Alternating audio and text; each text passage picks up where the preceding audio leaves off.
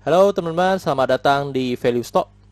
Hari ini saya akan membahas analisa fundamental INTP kuartal ketiga tahun 2020. Oke, ini disclaimer-nya. Yang pertama, ini merupakan sharing analisa fundamental, bukan ajakan beli jual ataupun hold suatu saham, dan keputusan investasi ada di tangan teman-teman selaku investor.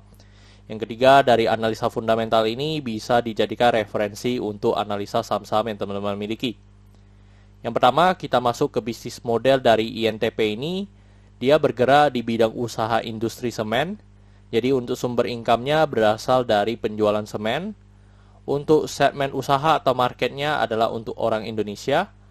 Terus untuk terkait kasus hukum, saat saya melakukan analisa ini, saya tidak menemukan adanya kasus hukum yang terkait dengan INTP.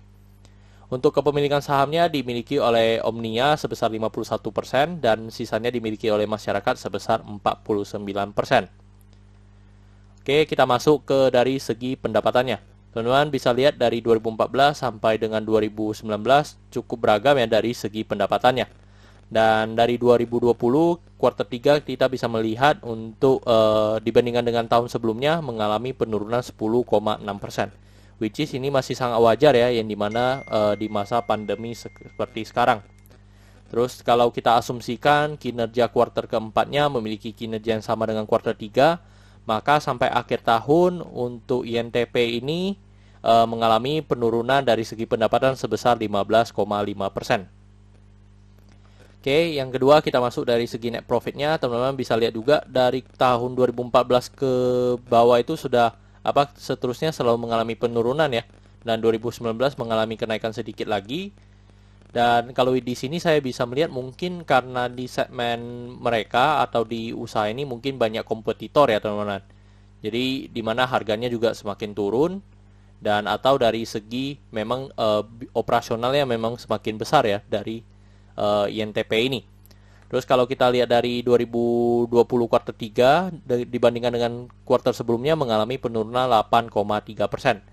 Dan seperti tadi, jika kita asumsikan kuartal keempatnya memiliki kinerja yang sama dengan kuartal 3, maka sampai akhir tahun untuk INTP ini mengalami penurunan dari segi net profit sebesar 20,1%. Oke, kita lihat lagi seterusnya dari segi asetnya. Dari asetnya 2014 sampai 2019 cukup beragam juga ya teman-teman.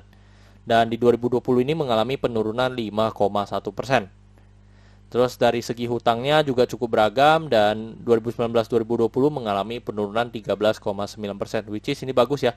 Yang dimana di masa pandemi memang secara aset turun, tetapi dari segi hutangnya juga mengalami penurunan. Terus dari segi modalnya juga mengalami penurunan ya teman-teman di 2019 dengan 2020 sebesar 3,4%.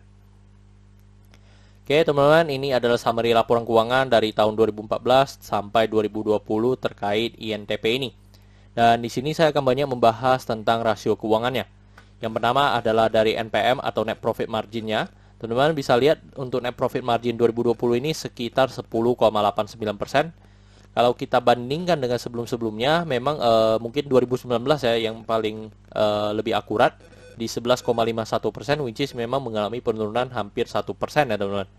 Nah, which is ini berarti untuk INTP ini di masa pandemi mereka kena imbasnya juga memang tidak signifikan ya. Terus kalau kita bandingkan dengan 2014 ya memang mungkin di sini masa kompetitornya nggak banyak, mungkin dari segi harga jualnya juga lebih tinggi, jadi mereka bisa mendapat margin yang lebih besar. Oke. Terus kita lihat yang kedua adalah dari segi EPS-nya. EPS-nya di 398, kalau dibandingkan dengan 2019 mengalami penurunan Rp100. Dan dari EPS sekarang kita bisa mendapatkan PBV-nya itu di 36,21. Which is ini lebih bagus ya dibandingkan dengan tahun sebelumnya yang dimana memang dari segi harga yang naik signifikan. Dan kalau di sini memang dari segi EPS-nya juga mengalami penurunan tetapi tidak signifikan ya teman-teman. Terus dari segi book value kita bisa mendapatkan untuk book value dari INTP ini di 6.058. Kalau kita bandingkan dengan harga sekarang di 14.425, maka kita bisa mendapatkan PBV-nya di 2,38 kali. Dan which is ini adalah PBV yang masih dibilang paling rendah ya selama histori 2014 sampai 2019 terkait INTP ini. Oke, dari DER-nya kita bisa lihat DER-nya di 0,18 kali, which is ini sangat bagus, yang di bawah 1. Dan secara rata-rata pun dari 2014 sampai 2020 masih di bawah masih di 0,2 ya teman-teman. Masih di bawah 0,5 untuk dari segi DER-nya. Terus dari segi ROE kita bisa lihat untuk INTP ini di 6,58 kali 6,58%. Kalau kita bandingkan dengan sebelum-sebelumnya, memang mungkin dari 2017 ke atas ya, memang mengalami penurunannya pun memang tidak signifikan ya untuk tahun 2020 ini. Dari segi ROA sebesar 5,58%. Oke teman-teman, saat video ini dibuat untuk harga saham INTP di sebesar 14.425. Dan dari analisa fundamental saya bisa mendapatkan nilai intrinsik dari INTP ini sebesar 14.000, which is jadi memiliki margin of safety minus 2,9%. Atau sebenarnya ini bisa dikatakan cukup fair value ya di harga sekarang dari INTP ini. Oke teman-teman, sebelum saya ke kesimpulannya, ini adalah request yang sudah masuk. Dan ini saya ingin mengatakan bahwa untuk keesokan harinya dan seterusnya mungkin 4 video ini terlebih dahulu yang akan saya cover. Habis itu yang teman-teman yang ini coba dilakukan voting ya teman-teman, mana saham-saham yang ingin saya cover terlebih dahulu untuk video berikutnya. Oke teman-teman, kita masuk ke kesimpulannya. Yang pertama dari produk dan jasa dari INTP ini. Untuk produk dan jasa saya berikan status oke karena bisnis modelnya sangat simple.